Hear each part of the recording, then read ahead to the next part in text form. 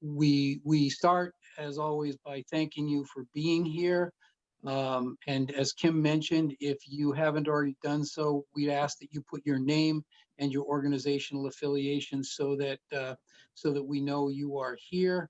As many of you know, the last couple of years, we've made it mandatory for folks who are applying for United Way funds to be present at the informational meeting, just to make sure that everybody has the information they need to be hopefully successful in applying for United Way funds.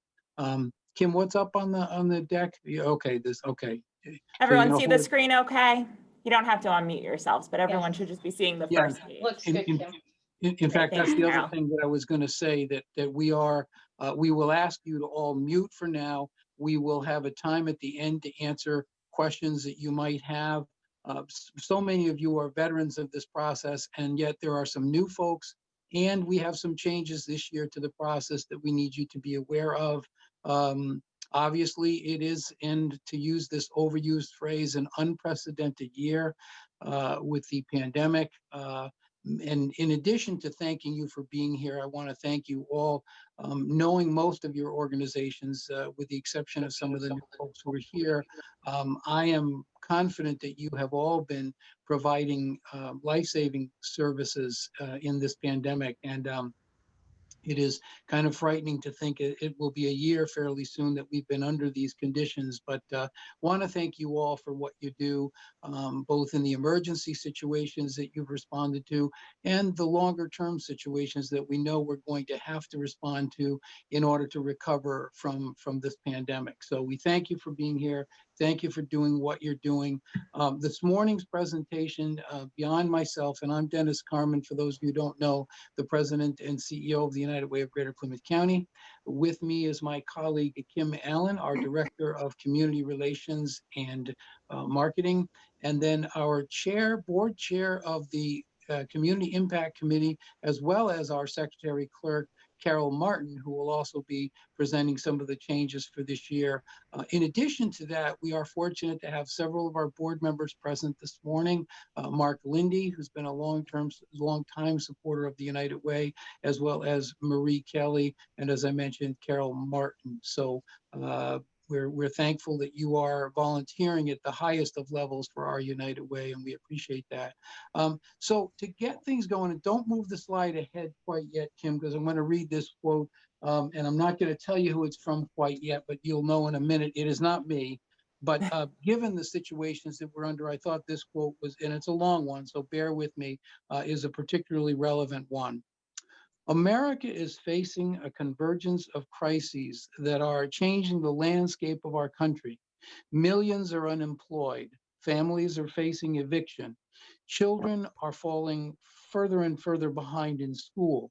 The pandemic has changed our daily way of life and impacted the health and well-being of all Americans. The resulting economic crisis has devastated the U.S. and global economy and driven unemployment to record levels. And while the virus has left no one untouched, it has shed a harsh spotlight on the racial inequities in our country. People of color are bearing the brunt of the effects of COVID-19 and the resulting economic crisis. Our focus at United Way is on responding, recovering, reimagining and rebuilding systems that help communities rebound and address the inequities in access to healthcare, education, and economic opportunities. United, we rise. And if we can go to the next slide, that was from our U.S. President of United Way Worldwide, Suzanne McCormick. And I have to tell you, I don't envy her job. Suzanne has come on as the U.S. President of United Way Worldwide in June of 2019. So barely 7 months into her tenure, the pandemic hit. So we are collectively, as 1,100 unique and different United Ways across this country, trying to respond, and our United Way is no different. Our United Way, and for most of you who know this, covers the city of Brockton and 21 southeastern Massachusetts towns. We are named the United Way of Greater Plymouth County because we don't cover the entire county. There are a few towns on the north end of things, Hingham, Hull, Cohasset, Situate that are not United Way, and Wareham is not our United Way territory. But we also have some additional towns that are outside of Plymouth County, Easton, Stoughton, Avon. And so you can see here, not only are these the towns that we cover, and this is important because if you're looking for United Way funding, you have to provide services in these areas.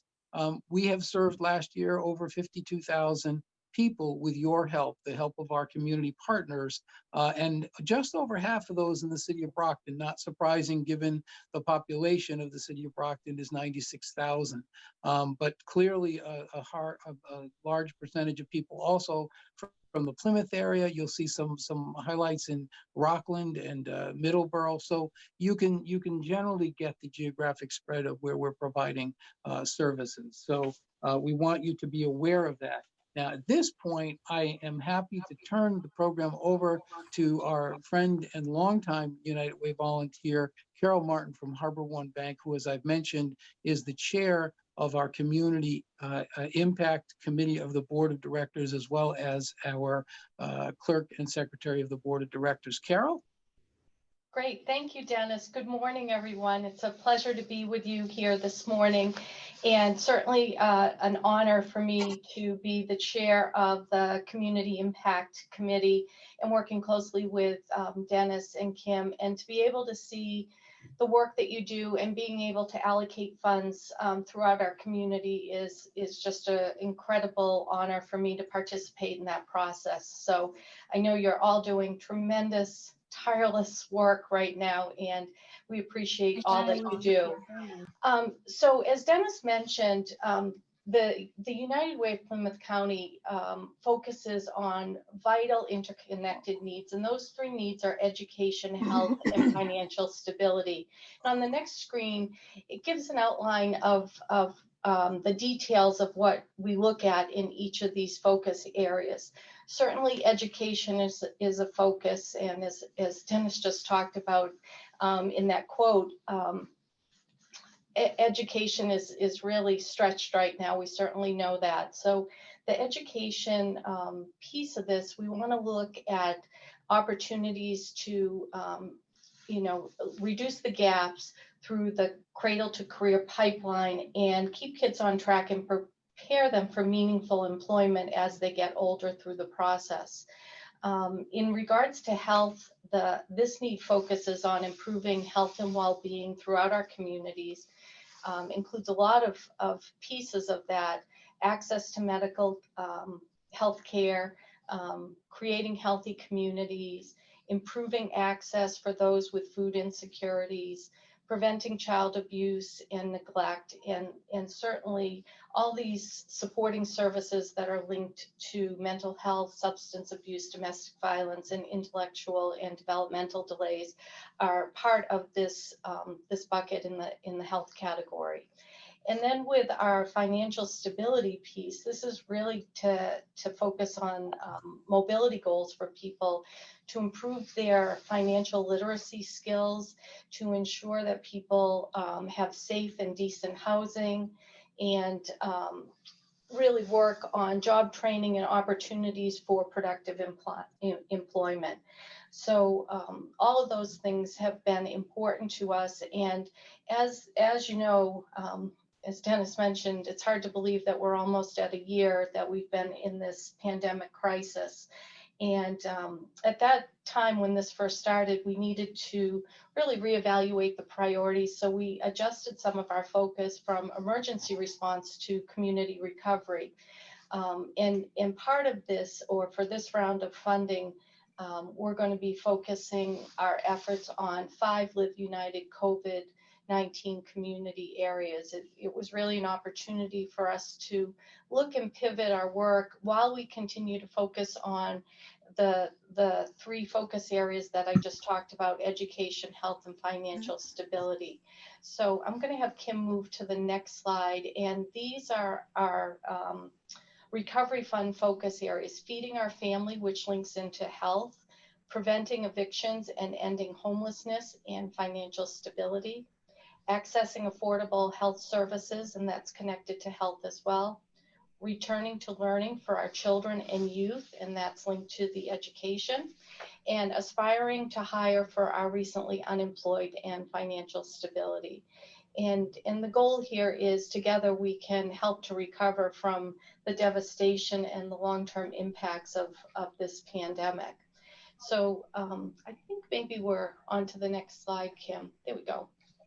So we understand certainly the long-term impact of the pandemic, and through our annual campaign and seeking funds from private foundations, we will continue to focus on rebuilding our communities. We'll continue to connect to those 3 pillars, and really, if you look at all of the challenges that we've had, our neighbors have had just unbelievable urgent needs in regards to what's been going on. The demand for food at our local food pantries is up considerably. People facing evictions, access to health insurance, access to health care in general.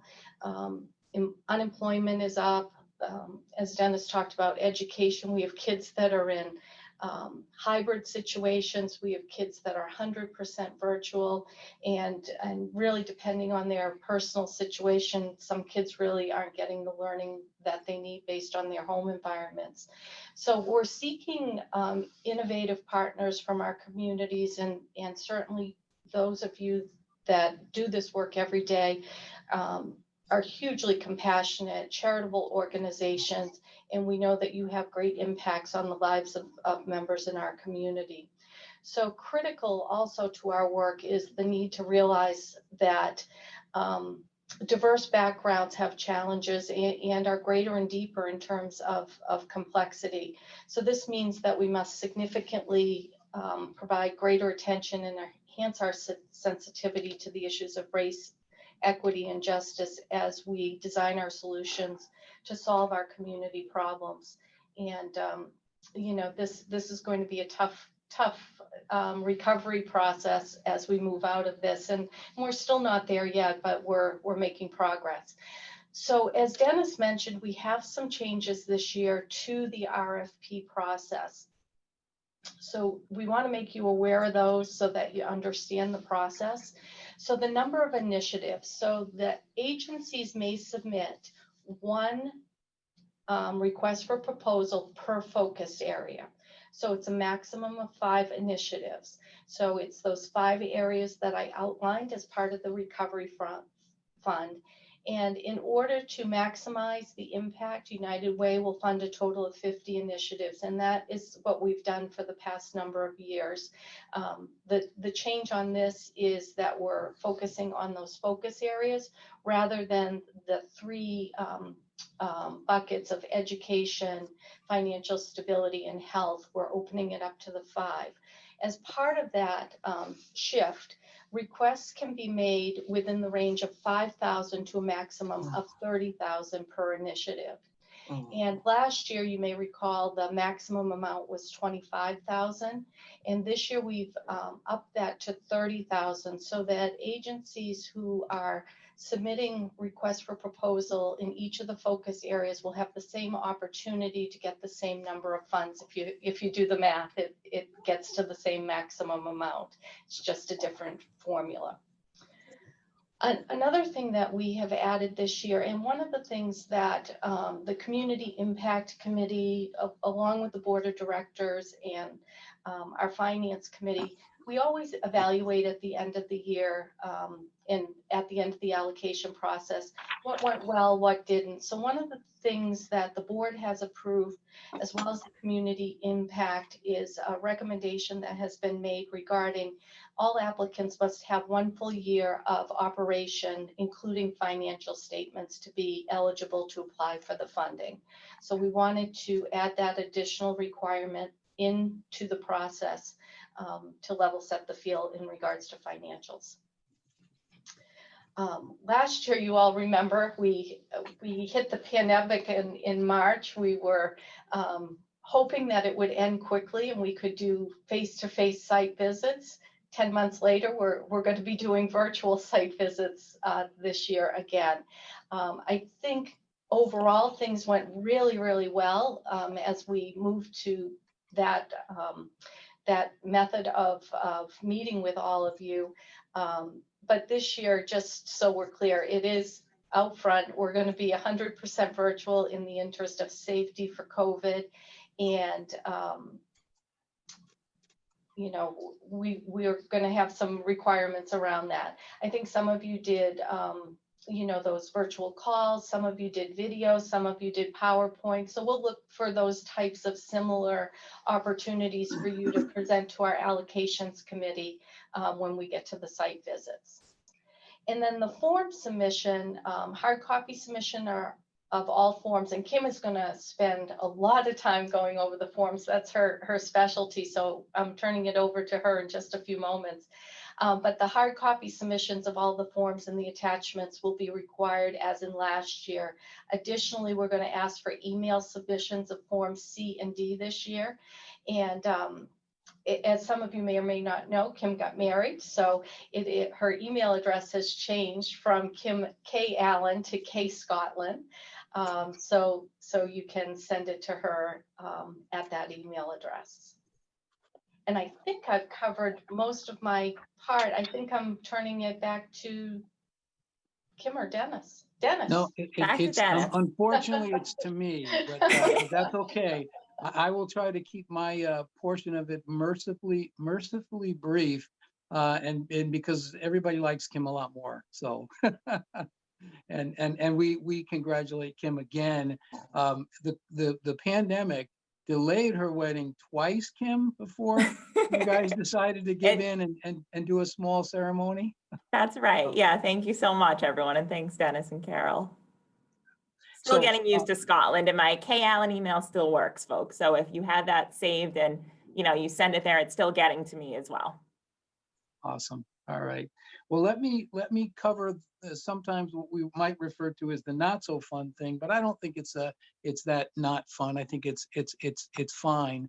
Let me just adjust. I'm going to adjust my screen and follow along.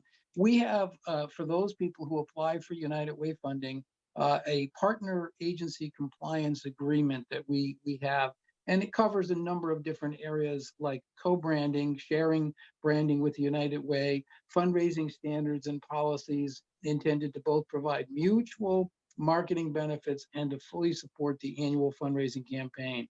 We'll monitor compliance of the form, and it will be submitted, the form itself will be submitted with forms A and B. Just as a reminder, if you aren't on mute, we want to make sure that you're on mute just so that everyone else can hear some of these things. So as we go through this, the agency agreement, as I mentioned, co-branding is that signage, logo usage, website, United Way of Greater Plymouth County provides the window decals for you and electronic logos, anything that you might need. Some organizations are absolutely phenomenal about this, going well beyond what the minimum standards are for showing your United Way partnership. But we walk into buildings and we see signage, we see not only just general United Way logos on some letterhead and some communications, but we see an awful lot of attempts to go beyond that and to publicize the partnership you have with United Way. So we're excited about that. In addition to co-branding issues, there are reporting requirements. We have a year-end report to basically just check on what you did with the dollars from United Way, how successful you were, even to the extent that you might have had some challenges in fully executing the initiatives that you had. We all know that not only limitations in United Way funding, but limitation in other funding sources lead you to struggle to try to be successful in some of your initiatives. So when we look for a year-end report, we love to see wildly successful reports, but we know that sometimes you're going to have to just be honest and say, it didn't come out as well as we'd liked, and here are some of the things that we found and some of the things that we learned. So we're totally fine with seeing reports that indicate what really happened with that, because that's what we really want to know, is what really happened at the end of the day. And those reports often include success stories and photos that we definitely use out on the funding campaign trail when we're trying to raise dollars. As you all know from what you do, nothing helps raise greater revenue than success stories and the impacts that your services have on families and individuals. So by all means, that's part of the reporting. Partnership events and activities. Obviously, this year we were curtailed.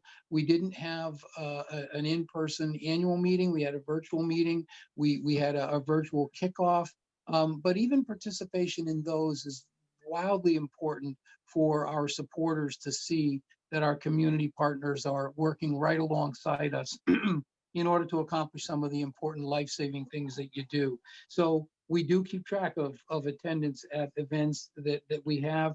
We have agency executive meetings that are every other month, that are opportunities to share information, to understand what's happening not only at United Way, but at your additional other community partners, to share information that might be helpful on how you're providing services and opportunities to work together. So again, as I mentioned, kickoffs, agency executive meetings, annual meetings. The annual United Way campaign, we require all organizations that are receiving United Way dollars to do a United Way campaign. Now, you're nonprofits, so we understand that there may be some limitations. We're not expecting folks to have high pressure campaigns, but we do expect you to run campaigns, and we'd love for you to do them ahead of the kickoffs and ahead of the other campaigns that we do, that so that we can go to our funded partners and say, by all means, our agencies not only are out there doing great work, but they're also running United Way campaigns. So if those campaigns can be done as pace setter campaigns, that would be terrific. But at the very least, we're looking for our funded partners to finish their campaigns, if at all possible, by the third week of November, so that they're finished ahead of the calendar year. In additional, some key points to RFRs that you're applying for is that, measurable outcomes. You hear it from most of the private foundations and even the governmental bodies that you hold contracts with are looking for measurable outcomes, some way to tell that you are being successful at what you do and what you said you're going to do. We understand that that's a challenge sometimes to get to the tangible part of it, because very often things like mentoring and encouraging people, empowering them to get involved in civic activities isn't always the easiest thing to measure. But we do ask you in every initiative that you're going to be putting forth to have at least one measurable outcome. And if you can have multiple measurable outcomes, that's usually will help you in scoring better when you do. So make outcomes clear, brief, and direct. Make them understandable for folks. Beyond that, the allocation process we need to emphasize is volunteer driven.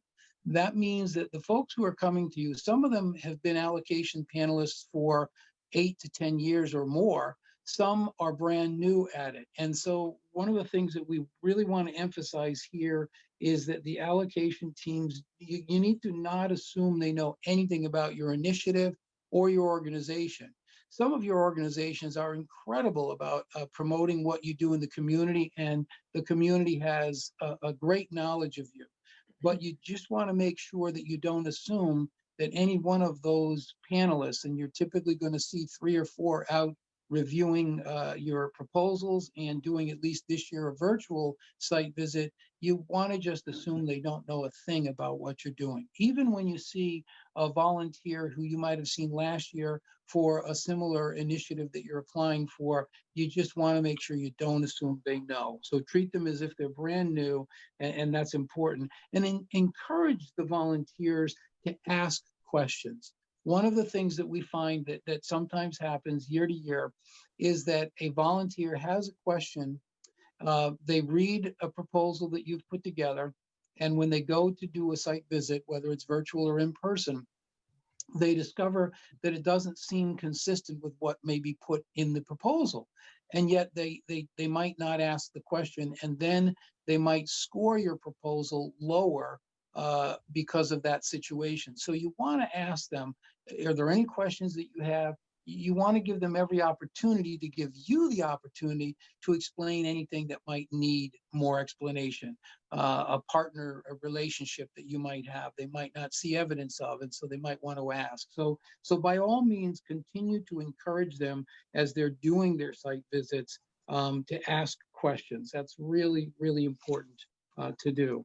Some additional points is, and we want to emphasize this, though a scoring rubric is used every year and we try to make fine tunes to it, some of you have been so good at it every year that the scores get higher and higher year to year, so that an organization that might have scored an 85 in years past is now scoring 90 and 95. And so we see a lot of impressive applications, and the tough part for the allocation volunteers is to make decisions between what are the absolute best of the best and which aren't quite as good. But the truth of it is, there are very few applications that we see that aren't worth and worthy of being funded. So it's really competitive, and it's important to realize that. But the scoring is not shared because as much as I think we've gotten very good at it, we want to protect our volunteers. They're giving their time and their energy and their effort. We have always had an opportunity for people who might not have been funded to ask where could they improve their applications, and we've been willing to entertain those conversations throughout the time that I've been at the United Way. And in most cases, when people realize some of the areas that they can improve, they do absolutely that. And from year to year, they've improved in their application and done much better. But we need to know that sometimes the board of directors, which has the ultimate decision-making around what gets funded, will make some decisions based on the geographic spread of resources and the spread of resources over the multiple priorities that we're looking for, because we want to make sure we hit all of those priorities. They're all critical and essential, in some cases life-saving initiatives we're looking for in order to make sure our neighbors are taken care of and that their lives are in fact improved. So, and as we go, I'm going to make some final general statements that hold true in every allocation process that we have had. And that is that there are critical factors that United Way look for in every application. And first and foremost, as I mentioned, if you looked at the service area, that we are looking for services that are local, that are within the geography of the United Way of Greater Plymouth County. And the more you can do to cover those folks in critical areas, the better. So local is very, very important, particularly with our funding sources. The targeted need is very important and is emphasized throughout the application process, that we are looking for organizations to have initiatives that serve those people who are low income, typically in the 15% lowest income of the over 500,000 people that reside in the Greater Plymouth County area. That amounts to an aim of about 75,000 people. The other thing I'm going to mention here, and it was mentioned at the beginning by Carol Martin, is that we recognize that the pandemic has highlighted that the focus, equitable services is important. That very often, if you look at low-income people, it hits people of diverse backgrounds a lot harder than it does the general population. So we are going to be looking for initiatives this year that make sure they take into account racial and ethnic issues, because we want to make sure, if you look at the numbers for the pandemic, as scary as they are for the general public, they are 200 to 300% more deadly for our African American and our Hispanic neighbors, and we need to be mindful of that. So the target population are low income and particularly focused on those people who are injured a lot to a greater degree by the pandemic of our diverse neighbors. And then something that you all, for the most part, know how to do, but it's important to continue to emphasize it in your application process. Partnerships are important. We know that the challenges, not only of the normal situations that we face, are difficult enough, but the pandemic has made it abundantly clear that we can't do anything on our own, that we have to do everything that we're going to do, and we are better and more efficient and more effective when we do it in partnerships. So the more that your initiatives can focus on the partnerships that make them successful. Typically, those applications get scored higher and they do better in the funding process than others. So those are some key tips that I hope will be helpful to you.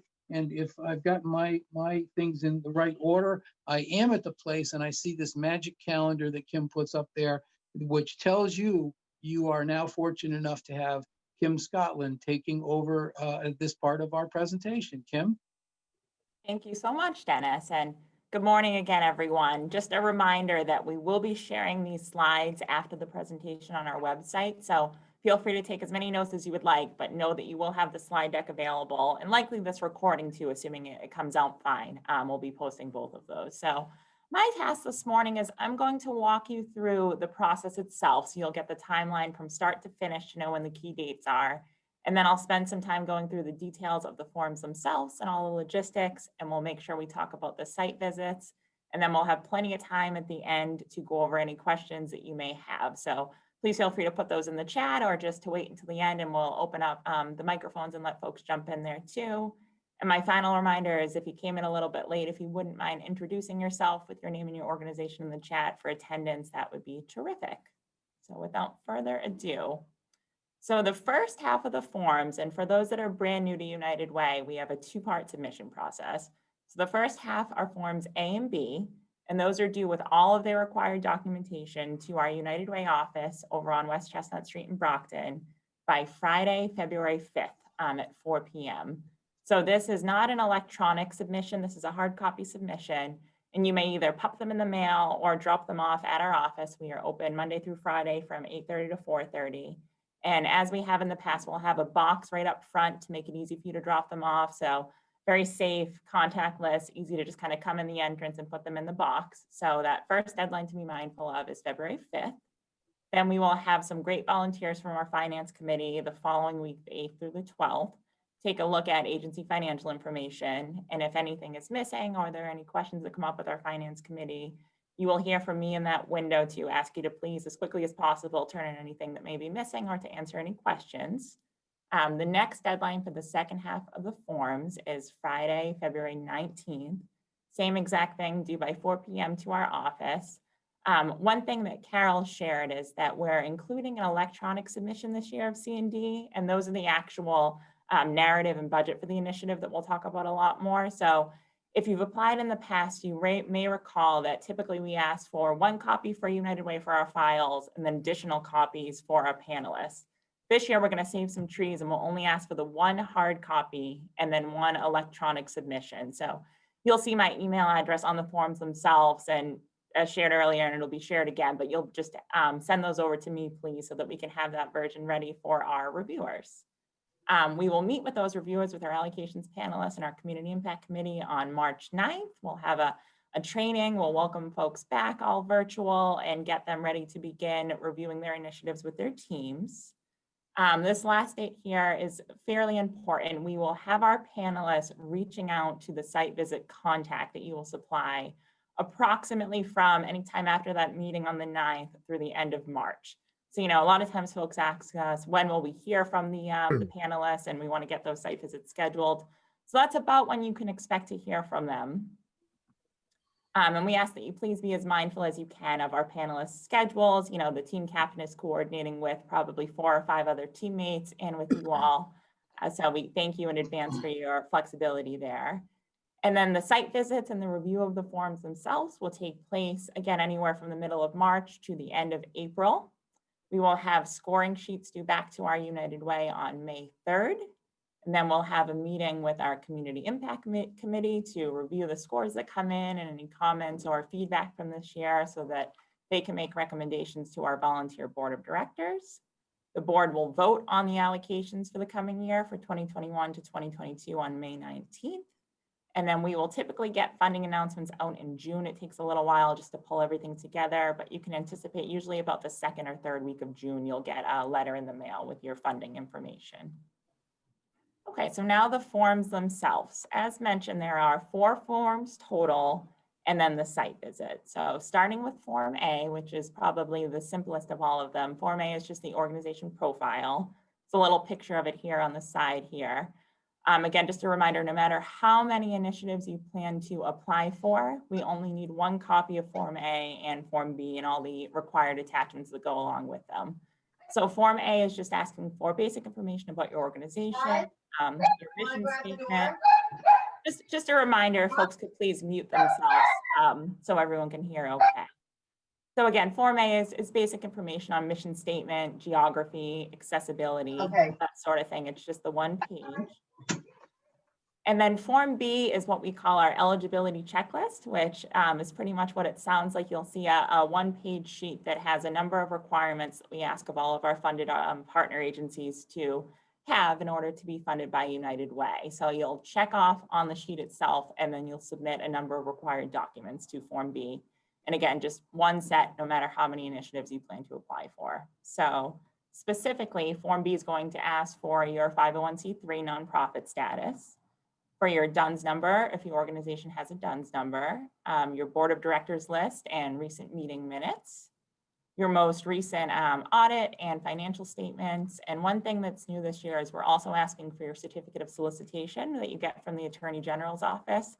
That should hopefully be something that's simple for folks that everyone is required to submit every year. So that's just a little thing to flag that we're also asking for this year. And then just a reminder, as Carol shared, that every agency that applies for United Way funding must have at least 1 full year of operation and financial statements to be eligible. Continuing on, we'll ask for your IRS Form 990 or 990EZ, your total organization's fiscal budget for the year, and then the last few are items that are included in Form B. They're enclosed in there, and we just ask that you sign off on them. So the USA Patriot Act certification form, and then as Dennis went over very nicely, the partnership compliance agreement. You'll sign off that you've read it and you understand it, and you'll supply some copies of your marketing materials, your letterhead, that sort of thing. And then just checking off that you agreed to submit the agency site visit information sheet when it comes to submitting Form C and D.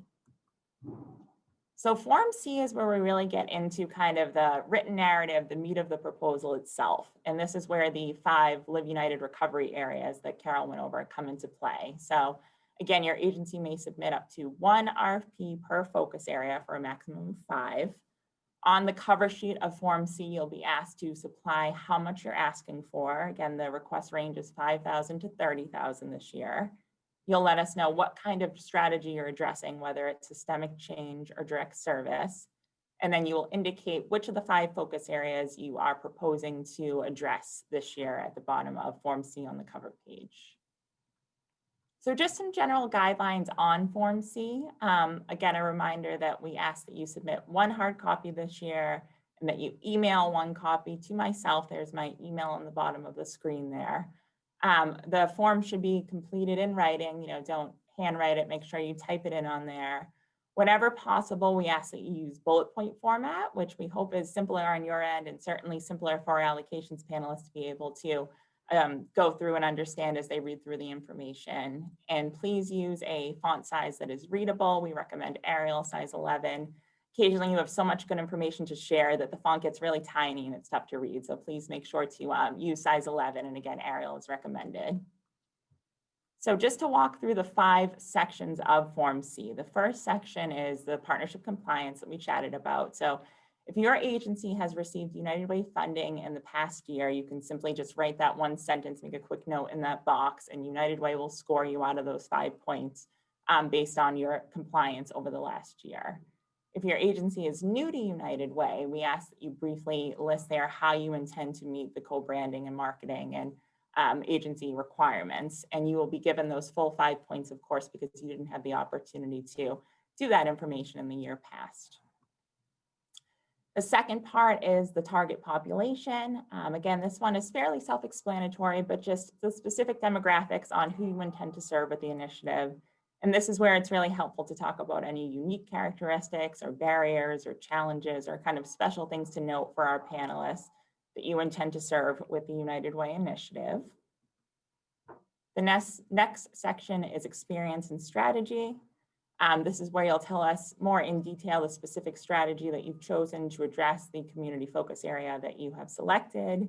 You'll let us know how your organization is well equipped to take on this initiative, perhaps how you've provided something similar in the past, how it aligns with your mission statement, maybe the strategic goals of your organization. And then it's always very helpful if you have any research that would back up the particular initiative that you're proposing, or evidence-based practices or that sort of thing, again, to address the strategy that you have selected. The fourth component of Form C is that very important partnerships and collaboration that we talked about. So here we'll ask you to describe any collaborations you have with the community that are related to the initiative. And if there are very specific, concrete, more tangible partners, you'll have an opportunity on this section to list those partners, the agency, and the contact. And you can check off whether or not you're submitting a collaborative proposal. It is up to you. It's not required that you check off that box, but if you feel that you have some significant partners, you would indicate that on section 4. And then the fifth, and perhaps the most important section, is that local impact and outcome section that Dennis was talking about. So we ask that every agency give us at least one quantifiable, measurable outcome that you plan to achieve with your initiative. It's always helpful to have several, and many of you do, but just keep in mind that when the year-end reports come out, if your agency is chosen for funding, you'll be asked to let us know how you did in meeting this specific outcome that you set, and kind of how the process went. So this is certainly a very important one and very helpful for us as we market during the campaign season and that sort of thing. And just a note too, you may notice some of the awesome pictures. These are some of my favorites that we've gotten from our partner agencies in the past year that we're sharing in the slide deck too. So we really do get a lot of great use out of them.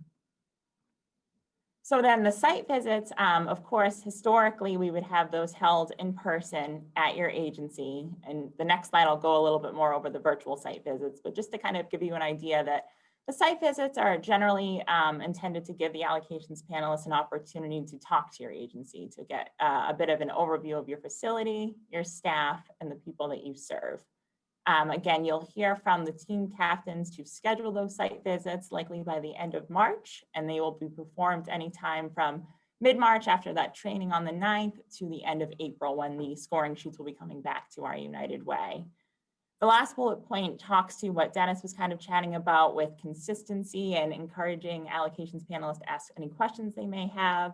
You know, they may see something that's written in the proposal, and then when they actually get to the site visit, it's not exactly what they were expecting, or it's a little bit different, and they may not feel comfortable speaking up. So it's always important, and we encourage our agencies to ask folks if they have any questions, and to try to be as clear about your initiative and your agency as you can be. So the visits are all virtual this year, and we require every initiative to have a virtual site visit. So that means, say, for example, you're applying for 2 or 3 initiatives this year. That means there'll be 2 or 3 specific virtual site visits, one for each initiative. Last year, everyone was tremendous in kind of being very quick and adapting to the pandemic as it started. And we had a variety of different options where folks were doing conference calls, Zoom calls, sending over pictures, emailing with the team captain, et cetera. So this year we want to be a lot more deliberate. We have the time to prepare for it, and we're sure you have as well. And you have a lot of these materials probably already ready to go from what you've been doing the last 10 months or so. But we encourage video calls whenever possible. So whether it's Zoom or another service that you have or that our panelists may have, if you come across any obstacles with that, we're happy to help set up a Zoom call if that's needed for the site visits. And, you know, if it's a space that's applicable and you could be at your agency and show, for example, you know, this is the classroom where we're going to hold the tutoring program, or this is our food pantry and this is what the shelves look like and the setup and that sort of thing. We encourage you to kind of give a virtual tour. That's not required, but if possible, I think that would be very helpful to our panelists. And then you're also welcome to share pictures and videos of the initiative if you have, you know, footage of it in action, or photos or testimonials from individuals served. That's always very helpful too, and you're welcome to share that at the site visit and to send it, you know, a package to the allocations panelist team captain. We thank you so much for your flexibility and your creativity this year, and we're really looking forward to it, and know that you will do an excellent job in this virtual world. So specifically, the site visits will go over your programming, your staffing, evidence of collaboration, evidence of population served, and then if your agency has received United Way funding in the last year, the visual evidence of the United Way partnership. And on this slide here, I just have a picture of the window decal and the signage that every agency gets when they receive United Way funding. And this is a fairly simple one. If you do have that sign up, maybe in the program space where the initiative takes place or that sort of thing, please feel free to point that out on the site visit or include a photo or that sort of thing. We always love when you put up our signs and really appreciate it. And then the last RFP form is Form D, which is the initiative budget. So you may remember when I went over Form B and all the eligibility requirements, we do ask for your total organizational budget, but Form D is all specific to the initiative you're requesting funding for. So all of the revenues and expenses should be directly related to the initiative. Please make sure that the budget form balances, that the revenues and the expenses equal out. There is an option on Form D on kind of the second page of it to have a narrative for all the different line items. We don't require that you fill all of this out if you think it's self-explanatory, but if it's helpful to add additional detail or it would be helpful to our reviewers, we encourage you to put any notes that you would like in that kind of budget narrative section. And then just a reminder that for agencies that receive funding, when the year-end reports come out, you'll be asked to share your actual initiative revenue and expenses. So here, of course, you're proposing them. In the year-end report, you'll tell us how it all worked out with the actual expenses and revenues. And then just a few quick kind of guidelines on Form D itself from some questions we've gotten in the last few years from our agencies and our panelists. The first one is about in-kind support. It is absolutely acceptable for your agency to list any in-kind support on Form D on the budget form if you would like to that supports the initiative. We just ask that they meet the accounting standards, they report fair market value, and that again, if you have revenue listed in the in-kind section, that there is an offsetting expense in the in-kind expense section on the budget form. And then when it comes to capital expenditures, occasionally we will get requests that relate more to capital acquisitions through United Way funding.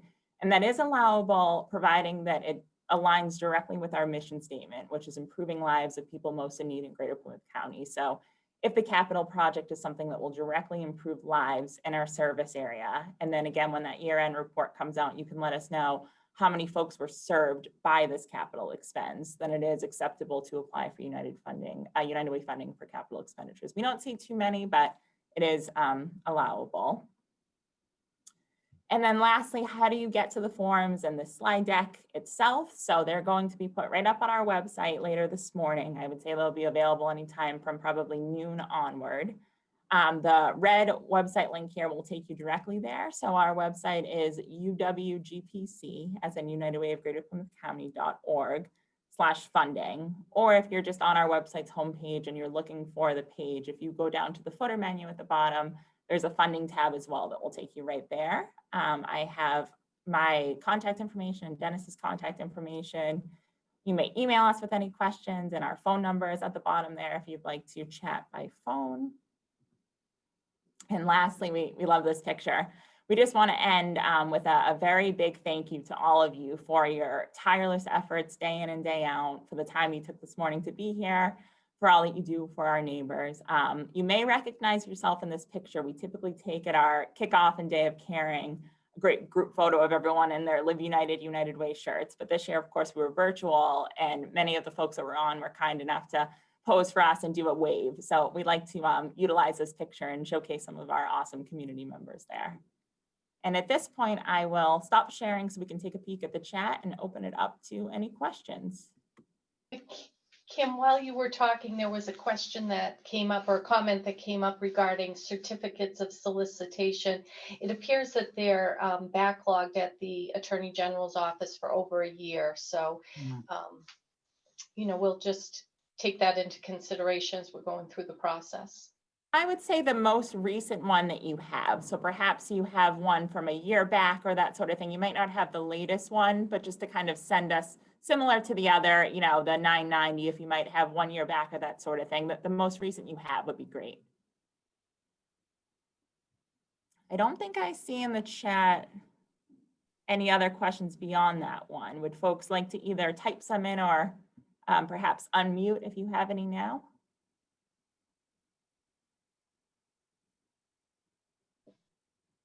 Awesome.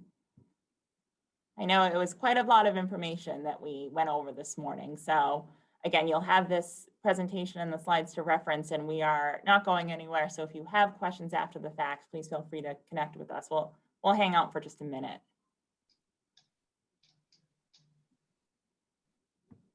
One question I see here is, will we get a list of other attendees? So you are welcome to kind of take a peek at the introductions in the chat room and get to know a lot of the local terrific nonprofits in the community. We won't be posting the attendance list anywhere. That'll be more of an internal record for us, but please feel free to take a look around all the great folks in the room if that answers the question.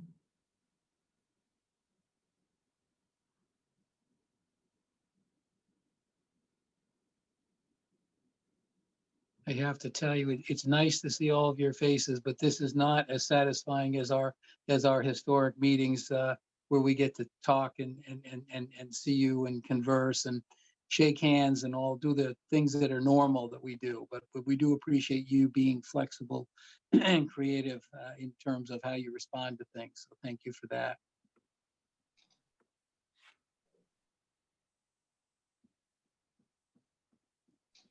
Just scrolling down, it looks like there is another question here. Is the audit required for all organizations, no matter the size and annual budget? So if the organization, I think the standards are you have to be over, and I probably should bow to someone else on this, but if your organization doesn't generate, I think it's 50,000 in revenues, you're not required to do an independent audit. That's my understanding. So whatever the standard is for requiring whether you need to do an annual audit, what you would simply need to do is note that our organization doesn't meet that benchmark and therefore is not required to do an audit.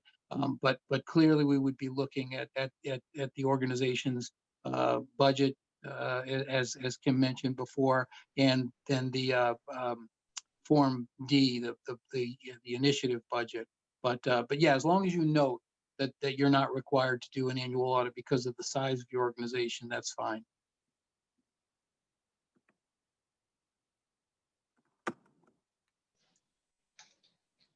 Can we submit a summary page of the audit, or do you want the whole thing? Ours is over an inch thick. Yes, I totally get that. And we do ask for the full version.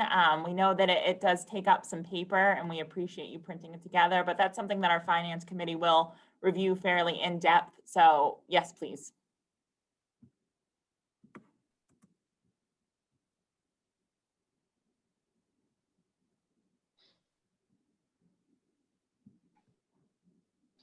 Okay.